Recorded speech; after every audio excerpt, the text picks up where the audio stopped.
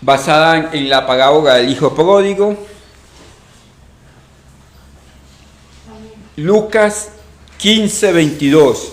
Habiéndose ido el hijo de la casa del padre, tomando la iniciativa de hacer las cosas a su manera, despreciando el plan de Dios, cuando vuelve, mire usted la escena que sucede acá. Pero el padre dijo a sus siervos: saquen el mejor vestido y vístanle, pongan anillo en su mano y calzado en sus pies, y celebren. Comamos el becerro gordo, matadlo, comamos y hagamos fiesta. Amén. Dios nos dé claridad sobre la escritura. Siéntese por favor.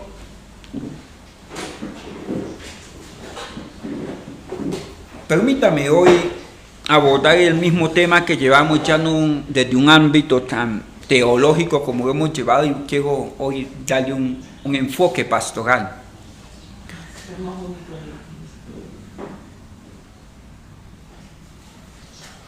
El hijo pródigo que decide irse a la casa del padre, ¿se acuerdan ustedes que estuvimos hablando que lo llevó lejos de la casa del padre el egoísmo? Por él mismo, por los demás, por su alma y con Dios. Él tomó la decisión de irse a la casa del padre y hacer las cosas a su manera. Miren, mis estimados hermanos, cuando él llega, el padre aquí llega y dice: pero el padre dijo a sus siervos: saquen el mejor vestido. Cristo nos justificó, Cristo nos propició, pagó el precio de nuestros pecados. Es Cristo, no es por obras para que nadie se gloríe, es por el mero afecto de la voluntad de Dios expresada en Cristo Jesús, como dice Juan 3:16, ¿se acuerdan? Porque de tal manera amó Dios al mundo, que ha dado a su único Hijo, para que todo aquel que en él cree no se pierda, mas tenga la vida eterna. Él nos fue propicio para que nosotros, que estábamos muertos en delitos y pecados, no que íbamos a ser condenados, que éramos condenados por nuestra condición de pecado, porque la paga del pecado es muerte. Entonces nos dio vida eterna cuando ya estábamos muertos. Esto es propiciación, otro paga por nosotros, y nos justificó cuando no había forma de ser justificados nosotros mismos. Y no solamente esto, sino que nos reconcilió, nos hizo amigos de Dios nuevamente y nos trasladó del reino de los marranos, allá donde él estaba, a la casa del Padre. ¿Listo? ¿Me llevan la idea? Bueno. Y cuando estaba en la casa del Padre nuevamente, esa comunión vino y se amistaron esos corazones. Acuérdense en que hubo un abrazo ahí. No hay como los abrazos de Dios. Y no solamente hubo comunión, sino, ayúdeme por favor, no solamente hubo comunión, sino que hubo algo que se llama restitución. Le restituyeron el vestido, le restituyeron la filiación, le restituyeron todo lo que, su puesto, su lugar, su posición. Restitución. En el sacrificio de Cristo hay restitución. Mira, hermanos, la Biblia dice que aunque tus pecados fueren como el carmesí, vendrán a ser como blanca lana. Aunque usted se haya ido lejos de la voluntad de Dios, hay restitución. El amor de Dios nunca se va a agotar. Su disciplina tampoco, ¿yo? Pero el amor de Dios nunca se va a agotar. Nos lo van a restituir, porque es que hay veces que dice el libro de Oseas, perdóneme que no me sé el texto, porque de verdad no me lo sé. Dice: se pervirtieron tanto en sus caminos que ya no hubo para ellos restitución, hablando de los israelitas. El amor de Dios no se agota, pero en su restitución Él nos llama hasta para restituirnos la disciplina. Es tan bueno el amor de Dios que nos ama hasta para formarnos. Miren, hermanos, el hijo pródigo se fue de la casa del padre y él fue restituido. Estoy diciendo el final de la predicación, él fue restituido. Pero vamos al inicio, mire, él se fue o porque no le gustaba cómo administraba el papá. En última instancia él quería la herencia. ¿Y qué lo separaba de la herencia? Que el papá no se había muerto. O sea que pueden haber hijos que están fastidiados con el papá. ¿Aló? Pueden haber, pastor, pueden haber hijos con el pastor que están fastidiados con los taitas. Que dicen, este viejo, esta vieja, porque un día esto no se va, no se muere, no me deja quieto, no me deja en paz, me tiene obstinado, y un montón de cosas. Pueden haber hijos que han deseado la muerte del padre, no me lo digan, no levanten la mano. Aborrecen a los padres, al punto tal que dijo, no, si no se muere toca acelerar el proceso. Estaba fastidiado en la casa del padre, estaba fastidiado con el hermano mayor, estaba fastidiado con los siervos, con el vestido, con la comida, con el ternero gordo siempre estuvo ahí, pero él estaba fastidiado de la bendición. ¿Capich? Porque nosotros a veces creemos que para ser en Dios y hacer en Dios y prosperar y ser usado por Dios y tener una familia necesitamos un modelo perfecto. La familia puede que no sea perfecta, pero es el nicho, la base donde Dios nos tiene. Hermanos, mire, Dios no necesita la familia perfecta para hacer un plan perfecto. Porque la gente, mire, dice, es que mi papá era un sinvergüenza, mujeriego, tomaba, mejor dicho, hasta el agua de lavar los zapatos, pastor. O sea, algo terrible. Se tomaba lo que sea, tenía hijitos por fuera. Y entonces, cuando la carnalidad a mí se me va torciendo, digo, es que mi papá me dejó fue iniquidades. Y entonces, pastor, estos ojitos se me van detrás de la vecina, pobrecito yo, porque la iniquidad me está. Mis hermanos, Cristo llevó nuestras rebeliones y pagó por nuestras iniquidades en la cruz del Calvario, Isaías 53. Porque uno dice, pero si mi papá era, yo estoy luchando con esas circunstancias. Es que pobrecito yo, porque es que yo vengo de una familia separada. Y a mí me duele mucho conseguir esposo, porque es que yo no sé cómo comportarme. Aquí está el manual de vida, cómo debe comportarse. Porque a veces creemos que tenemos que venir de una iglesia que sea extremadamente perfecta. No la hay. ¿Sabe dónde está? Si usted quiere la iglesia extremadamente perfecta, ya están reunidos con el Eterno en el cielo. Usted quiere una familia extremadamente perfecta, no la hay, hermanos. No la hay, y más que en esta vida nadie se muestra como es. Entonces, cuando estamos en público le decimos, mi reina, ¿cómo está la princesa, la reina de la casa? Y cuando están en privado le dice, a lavar loza porque se le acabó el reinado. ¿Me hago entender? Una cosa es la apariencia de afuera y nosotros nos dejamos guiar por eso. Y otra cosa es lo que realmente pasa en casa. Dios no necesita una familia perfecta, un hogar perfecto, una persona perfecta para hacer un plan perfecto. ¿Sabe usted quién fue la primera que vio a Cristo resucitado? Ya hablamos de ella. María Magdalena, de la cual salieron, dice la Biblia específicamente, 7 demonios. Sí me hago entender. No era perfecta. Y Dios toma esas imperfecciones y la llama plan divino. Pero cuando yo desprecio esas imperfecciones, me voy de lo poco, me voy de lo menesteroso, me voy porque es que el pastor de pronto no es una persona letrada, porque hay gente que dice, no es que el pastor no hizo sino primaria, X pastor. O me voy porque es que el hermano canta como la chimotrufia. Y a mí me gusta es cuando cantan como los ángeles. Y es que nosotros no avanzamos de pronto porque es que el hermanito el Ujiega ya tienes camiseta y no camisa de cuello. O sea, unas cosas que creemos que Dios se va a pagar en eso. Dios siguió siendo Dios. Pero las imperfecciones me sacaron del plan de Dios. No sé si alcanzo a trasladar eso. ¿Capich? ¿Capich o no capich?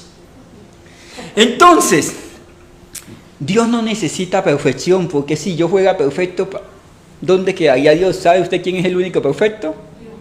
Dios. Mire, hermanos, todo lo que pasa dentro de esa sincronía donde nos estamos levantando son instrumentos para un plan perfecto de Dios. Cuando uno llega a la iglesia, a veces llega más aporreado de las circunstancias de la vida y el corazón se ensancha de tal manera que nos vemos miserables en esta vida y necesitamos un consuelo celestial, supremo, que Dios nos adopte, porque llegamos en una circunstancia muchas veces que nos sentimos solos, vacíos, huérfanos. Y uno quiere llegar a la iglesia, como dice la canción, a reposar en los brazos del pastor y en los pañales. O sea, que Dios nos apichuche, no sé, ese no es el término, pero no sé cómo transmitírselo, que Dios nos abrace. Y no faltan esos hermanitos que Dios usa doblemente en la iglesia, que le dicen, quítese usted eso, los anteojos morados no son de Dios. Esas uñas pintadas de rojo no son de Dios. Levántese porque todo hermano, siéntese. Y un montón de cosas que uno llega maltratado y a veces en lugar de conseguir paz, usted siente que llega a la iglesia a buscar esa paz y todo el mundo lo ve. Y usted no sabe si quedarse o salir corriendo. Solamente a mí me pasaba. Bueno, y entonces uno dice, pero estos hijos del diablo no pueden estar en la iglesia. Mis hermanos, son los propósitos de Dios. En medio de esas imperfecciones, son los propósitos de Dios. Usted me puede decir, ¿está seguro, pastor? Mira lo que dice el Salmo 149. 149, verso... Vamos al Salmo 149, verso 139, discúlpeme. Verso 16. Ya voy a leer en esta Biblia que usted y yo la conocemos, que se llama la versión Reina Valera. Mire cómo dice: mi embrión vieron tus ojos, y en tu libro estaban escritos todas aquellas cosas que fueron luego formadas, sin faltar una de ellas. Pastor, o sea que cuando yo iba a llegar a la iglesia y los hermanos hicieron así, estaban escritos en el libro. Hermanos, eran instrumentos para formarlos. Mire lo que dice la versión latinoamericana. Por favor, Chequina, colabóreme con la versión latinoamericana. Veían tus ojos cómo me formaba. Cuando su mamá le hizo la risa al tigre, después les enseña cómo es la risa al tigre, pero consiste en jalar, torcer, jalar. ¿Sí me van a entender? Y usted decía, pero esa señora no puede ser de Dios, ¿cómo me maltrataban? Mis hijos, si ustedes pudieran hablar con mis hijos, aparte de donde yo estoy, ellos no le dirían cosas buenas, porque yo decía, hijo, ¿vas a comer? Está el desayuno servido, papá, no quiero comer, tranquilo, yo me lo como. Hasta mañana vuelve a haber desayuno para usted. Y uno dice, ¿este señor será de Dios? Es el instrumento mediante el cual ayúdeme, formaba. El profesor es el instrumento mediante el cual me formaban. pastor, pero usted me puede explicar cómo si mi papá llegaba borracho, me sacaba a la calle, nos botaba, nos decía groserías, y esto, ¿en qué parte aparece Dios? El instrumento como Dios me formaba. A veces Dios nos lija con algodones y sedas. Nos da los brillos espectaculares, pero a veces nos lija con una lija que nos arranca parte de nosotros. Esta versión latinoamericana dice, veían tus ojos. ¿Cómo me formabas? Miren, mis estimados hermanos, él estaba siendo formado en la casa del Padre, con unos procesos que de pronto no los entendió, por eso no los valoró y por eso se fue. Nosotros estamos siendo formados en la casa de Dios, en medio de procesos de angustia, de lutos, de enfermedad, de saber que Dios provee cuando usted ve su nevera que parece una fuente luminosa, solo agua y luz, de saber lo que es el proceso de humillación. Salmos 119, 71, ¿cómo dice? ¿Se acuerdan? Bueno me es haber sido humillado para que aprenda tus estatutos. Y en ese proceso de humillación, cuando el jefe le dice, es que para eso le pago. Cuando su papá de pronto no lo califico de bueno o malo, le dice, es que yo soy su papá. Es que usted tiene que hacerlo. Mis hermanos, casi todos pasamos por esto, que uno quiere huir del trabajo. ¿Cuántas veces has querido huir del trabajo? Y es que me voy. Y cuando uno se acuerda que tiene hijos, le dice al jefe, ya no me voy. Y le toca bajar la cabeza. Y le toca seguir. Porque Él nos estaba formando. Y si nosotros salimos del proceso, vamos a caer donde están los cerdos. Ya no vamos a lidiar con el proceso, vamos a lidiar con la adversidad. No sé si me hago entender. O te sometes al proceso o sufres la adversidad. Pero solamente hay dos caminos. Todo lo que pasa en el camino de la vida son instrumentos para un plan perfecto. ¿O usted cree que la soberanía de Dios en algún momento escasea? Dios es soberano en todos los tiempos, en toda su creación. Vamos un poquito más allí, dice, Dios prepara personas. Dios prepara lugares, Dios prepara oportunidades para ser formado.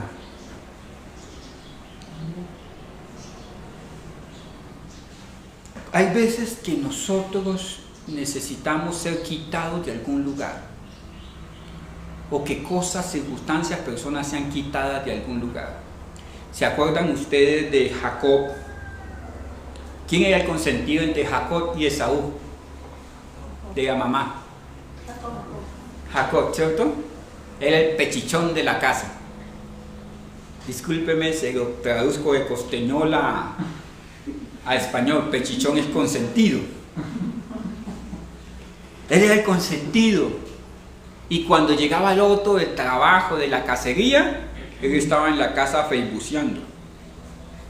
Y a veces cuando estamos muy cómodos, nada nos gusta.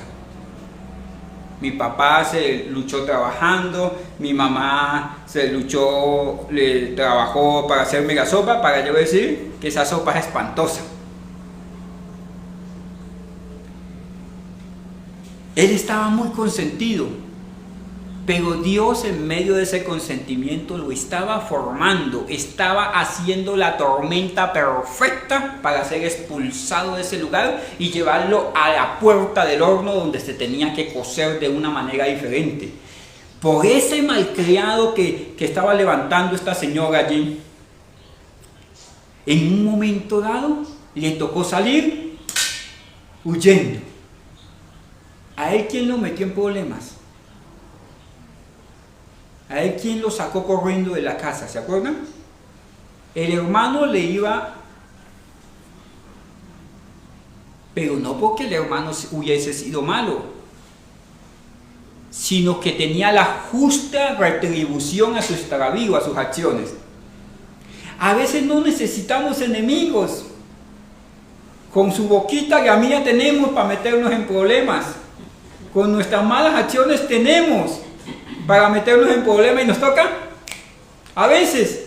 Y saliendo del plan de formación, ¿en qué momento terminé siendo instruido por un cerdo? ¿Se acuerdan el hijo pródigo? Y soportar a los cerdos y pasar el proceso de volver en sí, esperar los tiempos de restitución, porque en el hijo pródigo él ya estaba en el tiempo de restitución. Pero a nosotros a veces nos toca esperar los tiempos de restitución. Jacob salió corriendo. ¿Se acuerdan ustedes de José, que era un niño que tenía una túnica de qué? De colores. Y se mofaba de todo el mundo. Pero Dios allí lo estaba formando. ¿Y quiénes lo expulsaron de allí? Que lo metieron en una cisterna, ¿se acuerdan? Los hermanos le hicieron el bien de destetarlo de la casa. Porque el papá había dejado de hacer lo que tenía que hacer para consentir este bebé que tenía en la casa, 17, 18 años.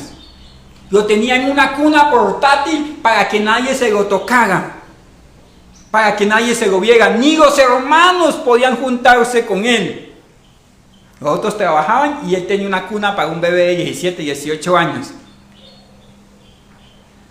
Y él fue expulsado. Y cuando estaba en la cisterna, veían tus ojos, ¿cómo? ¿Dónde está Dios cuando tengo el agua aquí? Cuando tengo las circunstancias más allá de mis capacidades. Repita conmigo. Veían tus ojos, ¿cómo? Lo tienen y están dando forma. Ya no va a ser un bebé que se viste con túnicas de colores, sino va a ser un gobernante de parte de Dios para salvar el pueblo. Eso se llama propósito de Dios. Voy un poquito más allá porque los estoy viendo preocupados, mis hermanos. Cuando Esther, usted estuvo en el viernes en el estudio bíblico, en la oración, hablamos de Esther. Hablamos que Esther fue una mujer que fue llevada, que se sometió al proceso de Dios, los protocolos de Dios, los afeites de mujer, que tenía que quitar lo carnal para volverse una nueva creación. De eso hablamos. Y hablamos de que ella llegó a estar dentro de la comodidad del palacio del rey. Y cuando ella estaba dentro del palacio del rey, había un Mardoqueo que se paseaba. Y le decía, para este tiempo naciste. Para hacer la obra de Dios naciste. No se trata de ti, se trata del plan de Dios. No se trata si tienes ganas, se trata del plan de Dios. No se trata si tienes fuerza, se trata del plan de Dios. No se trata si tienes competencia, si quieres. Se trata del plan de Dios. No es deseos. El ministerio, lo que vale la pena hacer en la vida no se trata de deseos, ni impulsos. Se trata del plan de Dios. Y él se lo recordaba porque ella quería meterse en la comodidad y olvidarse el propósito de Dios. Cuando nosotros nos olvidamos del propósito de Dios, vamos camino al dolor. Dios levanta esos Mardoqueos. Estoy parafraseando Esther 4, 16, 15, 14, 15, 16. Esther 2, 6 y 7. Dios levanta a las personas que nos confrontan. Nos confrontan. Para que se acuerden el plan de Dios en cada uno de nosotros. Mire, hermano, les voy a contar un testimonio del cual no quiero que lo hagan doctrina. Y no se lo cuento porque me quiero halagar, sino porque me avergüenzo de haber pasado por eso. En unos momentos difíciles de mi vida, yo busqué a alguien para presentarle el negocio de la vida de él y el negocio de mi vida. Hice los planos, hice el plan operativo, hice el presupuesto. No había forma alguna de que me rechazaran el presupuesto de lo que iba a hacer. Y íbamos a ganar nuestro primer millón, como dice la canción. Y fui y dije, mire, yo quiero hacer esto, esto y esto, vamos a montar una factoría, una fábrica, aquí está la materia prima, podemos aprovechar así, aquí hay un mercado así, así, así, tenía todo listo, pues. Eso es lo que sabía hacer yo. Y sabe que llevé todo y lo coloqué en el escritorio a la orden, hermanito, que se le ofrece, cómo le puedo ayudar. Y mire, es que yo quiero hacer esto. Cogió esos papelitos, no sé si me dio rabia o me dio ganas de llorar, pero no me puse feliz.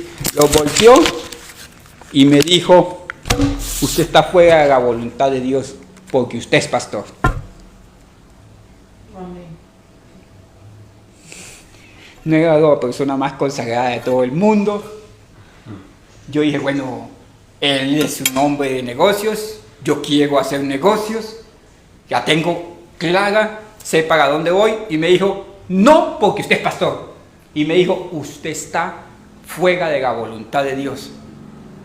Y yo era predicador en una iglesia, me sabía la Biblia, sabía hebreo, sabía griego, discipulaba, era el anciano, el copastor, era el que madrugaba, y bueno, un montón de cosas. Y para que llegue otro carnalote y me diga que yo estoy fuera de la voluntad de Dios, cualquiera se espeluca, hermano.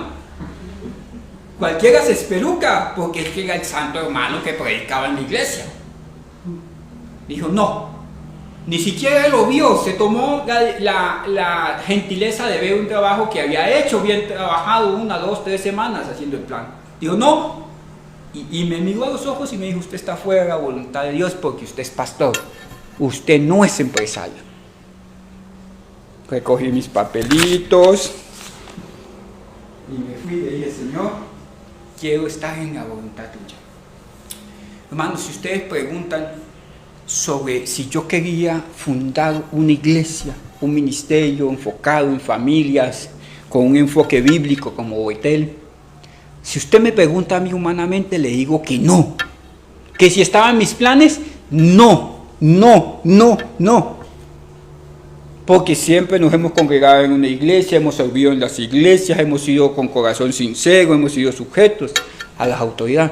Pero de un momento a otro, las cosas cambiaron y fui y le dije a alguien al cual discipulábamos, al cual acompañábamos, le dije, mire, busque dónde congregarse, nosotros vamos a buscar dónde congregarnos porque pues no voy a estar en el mismo lugar, pero voy a seguirme congregando como me corresponde. Y me dijo, ¿cómo así? Dios ayer lo llamó para pastor hace unos días, hace un mes, hace unos años, y usted me dice que usted ya hoy no es pastor. Y me miró por encima de los lentes. Me dijo, ¿cómo así? O sea, Dios se equivocó de decir que usted es el pastor. Yo pues, ¿cómo te explico? ¿Cómo te lo digo? ¿Y sabe que me dijo lo mismo? Está fuera de la voluntad de Dios. Hermano, mire, yo se lo voy a decir suavecito. Dios busca a quien nos confronte. Si usted está haciendo su plan y está fuera de la voluntad de Dios, la vida misma lo está confrontando. De pronto yo, este pastor, cierro paréntesis. De pronto yo, este pastor, me está confrontando hoy. Y ya se dieron cuenta que yo soy imperfecto porque yo estaba haciendo mis planes. Y Dios me dijo, no te vistas que no vas. Yo de pronto Dios, no puede que no le suene bíblico. Dios te está diciendo, no te vistas que no vas. En tus planes no vas a ir a ningún lado. Sueñas que haces, que logras, que alcanzas para volver al mismo punto, reconocer que el plan de Dios es perfecto, que no necesitas ser la familia perfecta, no necesitas tener todas las competencias, que Dios todas sus acciones es para formarte porque sus ojos jamás se han apartado de ti.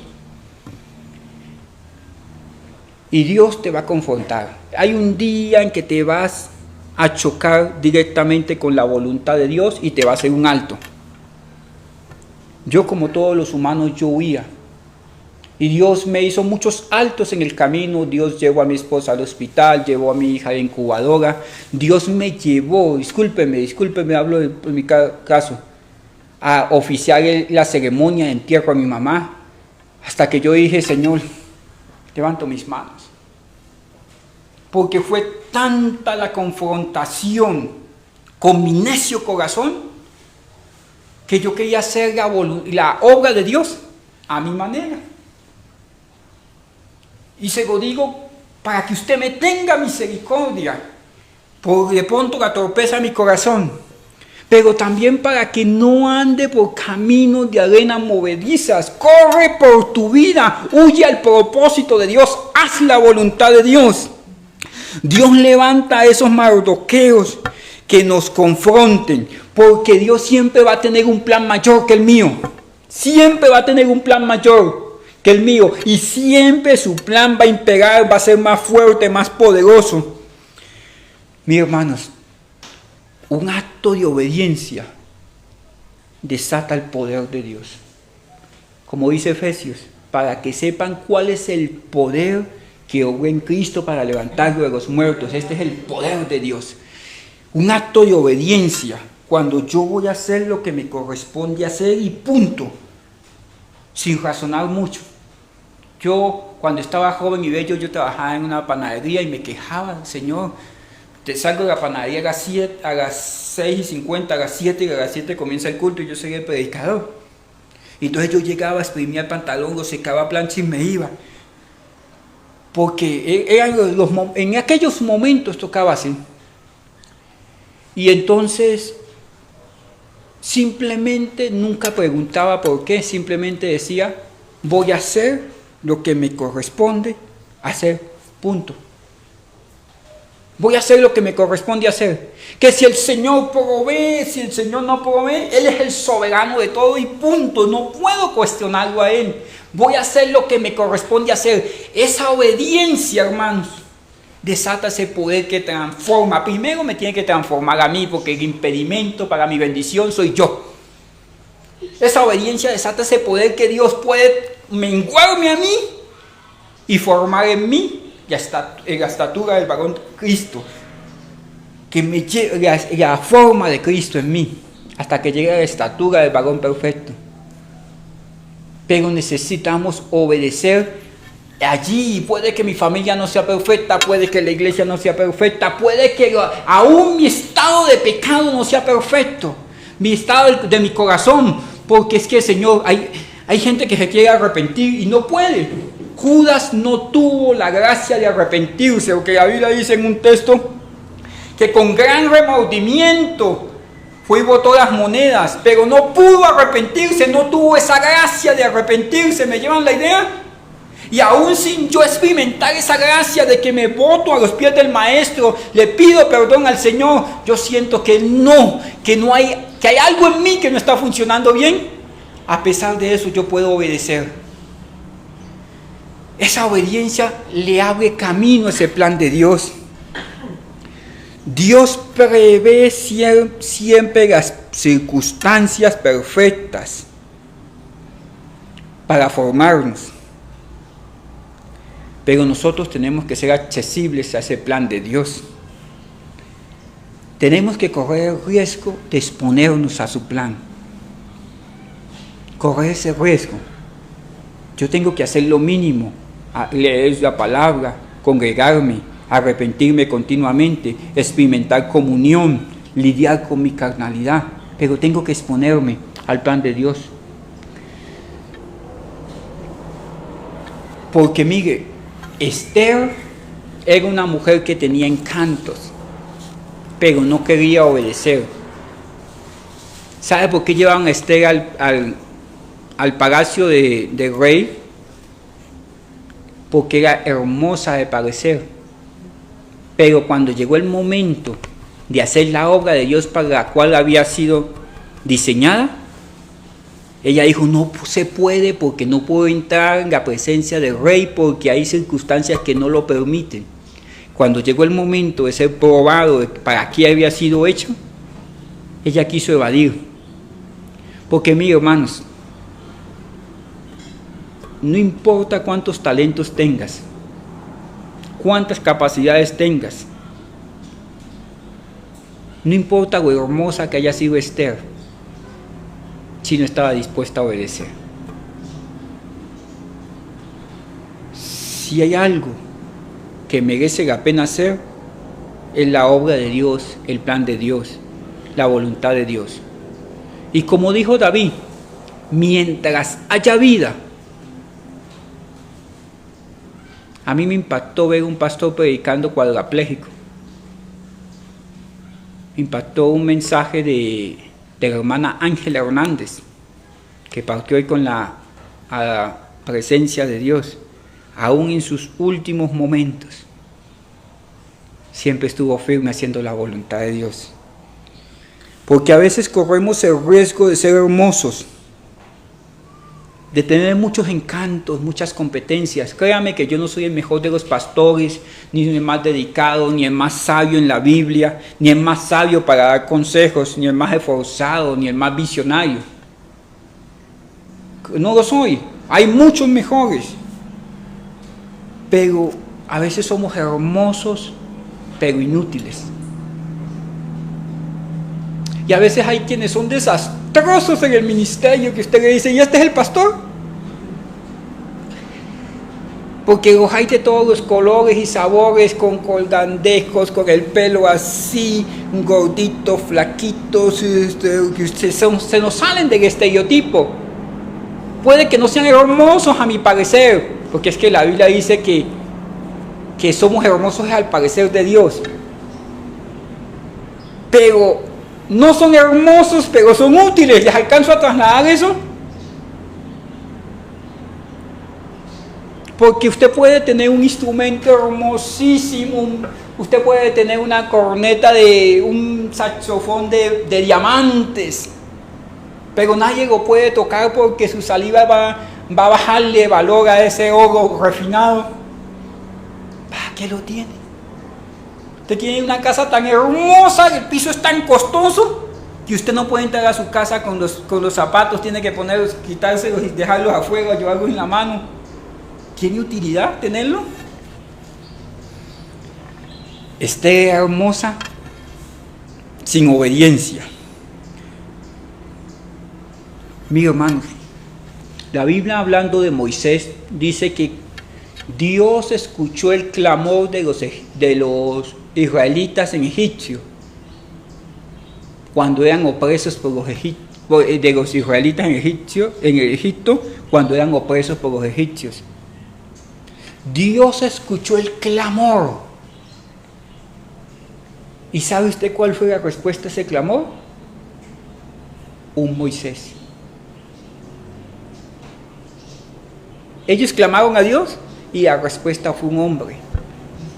Usted es la respuesta para la oración de algunas personas. Usted, cuando se queda callado, cuando usted se esconde, que nadie se dé cuenta que yo soy aleluya, soy evangélico, cuando usted, y hablan de dónde habla una iglesia, usted se hace el que no es, se hace el gringo. ¿Speak English? O sea, no copia. Usted está rehuyendo el propósito de ser la respuesta a esa persona. Moisés era la respuesta a la oración de un pueblo que clamaba. Si nosotros nos transformamos, si nosotros somos mejor hijo de Dios, vamos a ser la respuesta de otras personas. Si usted es mejor papá, usted va a ser la respuesta al clamor de sus hijos cuando sufren. Yo nunca pensé ser papá, ni siquiera buen papá, porque yo me miraba al espejo y definitivamente cuando nos miramos a nosotros, vemos un desastre, porque nosotros solos somos un desastre, pero nosotros con Dios nos podemos ordenar, pero Dios sin nosotros sigue siendo Dios. Pero yo sin Dios, apague y vámonos, soy un desastre. Moisés fue la respuesta a la oración de un pueblo. Usted puede ser la respuesta a la oración del pueblo. Dios tiene un plan, hermanos. Dios tiene un lugar y Dios tiene un tiempo definido para hacer las cosas. Y la Biblia dice que tenemos que ser entendidos en los tiempos. Porque si usted no entiende a qué lo llamó Dios, cómo te está formando, estando aún en la cisterna, estando en el sufrimiento, estando en la escasez, estando en medio del proceso, hermano, vas a ir a cárceles de dolor. En Proverbios 27:8, por favor, chequen, ayúdame. La Biblia dice No, lo voy a leer textualmente. Proverbios 27:8. Tal cual ave se va de su nido, tal es el hombre que se va de ¿dónde? De su lugar. Cada uno tenemos un lugar especial en la casa de Dios. ¿Usted cree que Dios lo trajo a la iglesia para esa silla? La vida no puede ser tan simple. ¿Usted cree que Dios lo trajo a la vida para ganarse 3 pesos, comerse 3 arroces? La vida no puede ser tan simple. El hijo pródigo fue como el ave que deja su nido. ¿Dónde estaba el plan, el propósito, el proyecto de formación? En la casa del Padre. Dejó su nido, terminó con los cerdos en medio del sufrimiento. Miren, mis hermanos, vamos al Salmo 40, por favor. En medio de esos procesos que muchas veces queremos huir, decir, deme lo mío, este poquito de vida que me queda lo voy a vivir lejos de ti.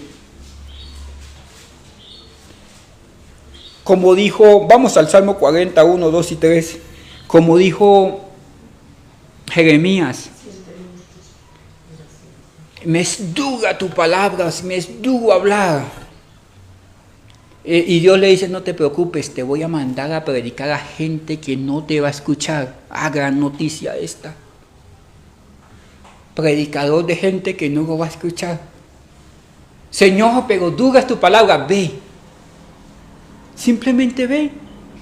No necesitas entenderlo, necesitas obedecerlo. Jonás, Dios le dice, ve a Nínive. Nínive quedaba en una dirección y él se va al occidente, él se fue a Tarsis.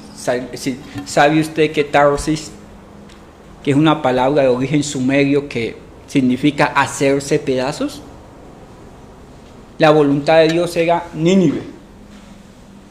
Y él se fue a hacerse pedazos. ¿Pueden ver el hijo pródigo allí? La voluntad de Dios era tener un padre, tener un vestido, tener compromiso, tener filiación, tener comunión. Y él se fue a hacerse pedazos con los cerdos. Jonás decidió irse a Tarsis. Tanto en el proceso de formación, que a veces no es como queremos, pero es su plan, porque sus ojos nos ven cuando Él nos está formando. Tanto en el proceso de formación como en el proceso de arrepentimiento y volver a casa, Dios tiene un plan. Mire usted como lo dice David en el Salmo 40. Permítame leerlo a partir del verso 1. Dice así: pacientemente esperé a Jehová, y Él se inclinó a mí y oyó mi clamor. Mis hermanos, hay momentos en que usted simplemente no lo entiendo, pero aquí estoy. Y usted me dice, pastor, pero esperar en medio de la enfermedad, en medio de la tristeza, en medio del luto, en medio de la agonía. David lo dice, con paciencia esperé a Dios. Y le dije a usted que esa obediencia desata ese poder de Dios. Dice, y Él se inclinó a mí y oyó mi clamor. Y aquí dice, y me hizo sacar del... ¿Dónde estaba? En el pozo de la desesperación. No solamente estaba en una cisterna, en un pozo de la desesperación, sino que tenía que hasta aquí. ¿Qué dice ahí? Lodo cenagoso, donde es muy difícil moverse, donde las cosas cuestan, donde las circunstancias me están ahogando. No puedo ver la luz del sol.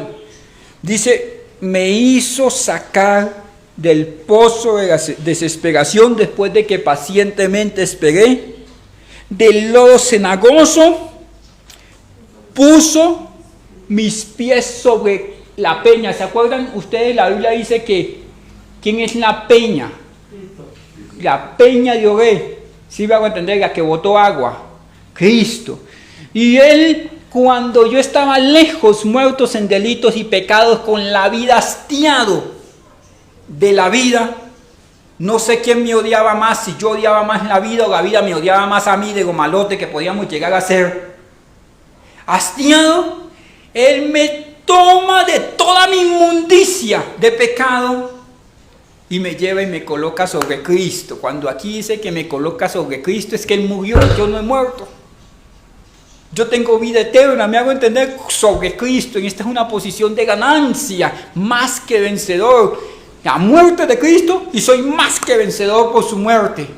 Dios me toma, me arranca de esa manera de vivir apartada de la comunión con Dios, donde mi alma no podía tener paz, y me coloca sobre Cristo.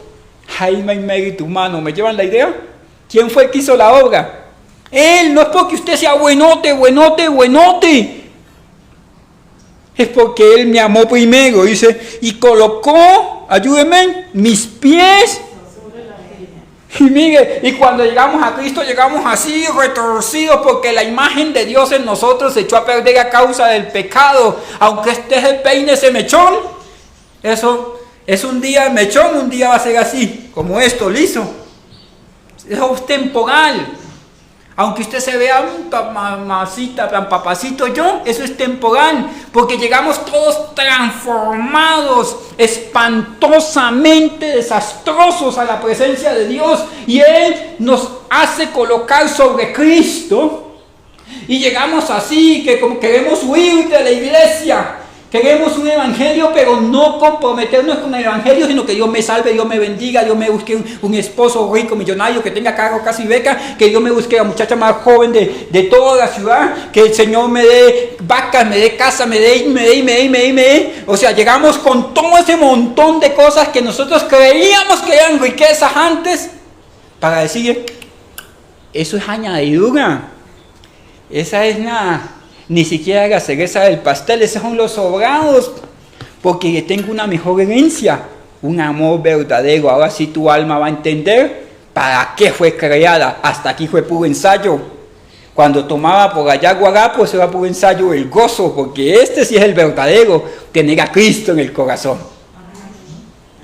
Y entonces llegamos así como medios, nos colocan sobre la peña, y nosotros, la peña no se mueve porque es inamovible. Pero nosotros comenzamos como, no sabemos andar todavía en los caminos del Evangelio y no necesitan que nos empujen. Nosotros nos caemos solos. ¿Me hago entender? O sea, el Teo necesita que ninguna parte externa nos empuje. Nos caemos solos y dice, y no solamente cuando llegamos así torcidos, Él no me va a decir, se va de la iglesia. Él sabe qué hace, ¿qué dice ahí? Endereza mis pasos. El que robaba ya no robe más, el que estaba por ahí haciendo las cosas mal, Dios lo va capacitando a través del Espíritu Santo. Y wow, ¿y este no era el borracho del pueblo? Sí, pero tiene una nueva vida, o sea, enderezó mis pasos. Yo quisiera tener las siguientes 8 horas para explicarles este texto. Dice, puso luego mi boca cántico nuevo. Antes, ¿cómo cantaba antes? Me caí de la boca en que andaba. Ahora, aleluya. Wow, eso ya es otra cosa. Puso en mi boca, ¿qué? Cántico nuevo. Antes yo decía groseriotas, y ahora digo cuando me machuco un dedo, aleluya, gloria a Dios. Sí me hago entender. Cuando antes alguien se me atravesaba, que yo iba en el carro, en la moto, y se me atravesaban, yo no decía palabras santas, decía groserías. Pura revelación de alto nivel, ¿cierto, hermano? Ahora digo, Señor, bendice ese Señor que no sabe conducir bien. Ya no le digo ni bestia, nada de esas cosas, porque Dios colocó cántico nuevo en mi boca. Y mire esto, voy más allá. Dice, enderezó mis pasos, puso en mi boca cántico nuevo y alabanza a nuestro Dios. Esto ya no es cántico nuevo, esto es cuando se puede acabar el mundo, pero yo estoy en el lugar donde debo estar.